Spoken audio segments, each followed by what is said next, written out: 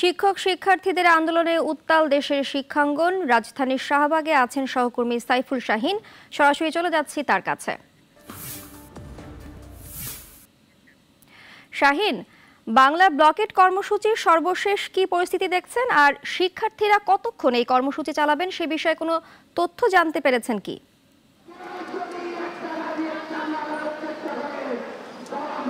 পূজা, বিকাল ৩টায় কিন্তু ঢাকা বিশ্ববিদ্যালয়ের যে গ্রন্থাগার, কেন্দ্রীয় গ্রন্থাগার, সেখান থেকে শিক্ষার্থীরা কিন্তু হলের শিক্ষার্থীরা হাজার হাজার শিক্ষার্থী ছেলেমেয়েরা কিন্তু এক হয়েছে এবং সেখান থেকে তারা মিছিল করে ক্যাম্পাস প্রদক্ষিণ করে কিন্তু তারা ৪টা সাড়ে ৪টার দিকে এই শাহবাগ চত্বরে আসে এবং শাহবাগ চত্বরে এসে তারা অবস্থান নেয়। এখন পর্যন্ত টানা অবস্থান এখানে চলছে, বিভিন্ন স্লোগানে মুখরিত কিন্তু শাহবাগ চত্বর এবং তারা শাহবাগ চত্বরে যখন অবস্থান নেয় তখন কিন্তু এই আশেপাশের সমস্ত সড়কের যান চলাচল কিন্তু এখন পর্যন্ত বন্ধ।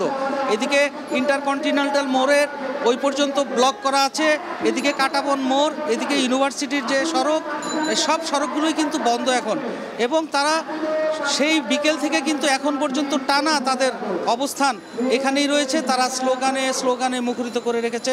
আমরা শিক্ষার্থীদের সাথে কথা বলেছি, তারা যেটি জানিয়েছে যে তাদের এই আন্দোলন সড়কেই শেষ করবে, তারা এই রাজপথে শেষ করতে চায়।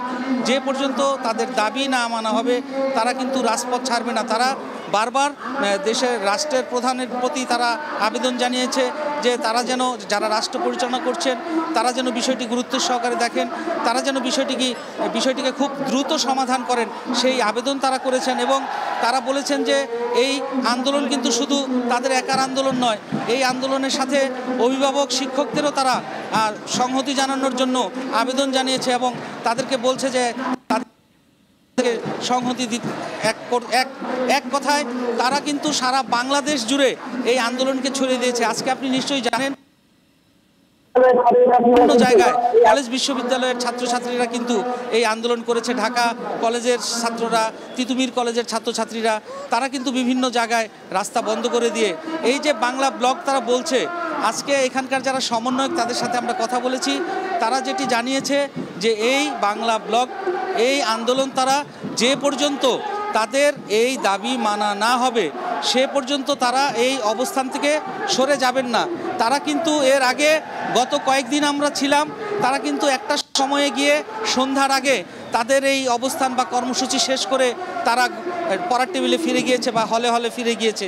কিন্তু আজকে তারা যেটি বলছে তারা কিন্তু এখান থেকে যাবে না, এই অবস্থান তাদের থাকবে এবং এই অবস্থানে তারা টানা থাকতে চায়। যে পর্যন্ত এটির কোনো সমাধান না হবে সেই পর্যন্ত কিন্তু তারা এখান থেকে যাবে না, এটি তারা বলছে এবং আমরা সেটি দেখছি এবং আমরা দেখছি যে এখন পর্যন্ত তাদের এই কর্মসূচি শেষ করার কোনো কিন্তু।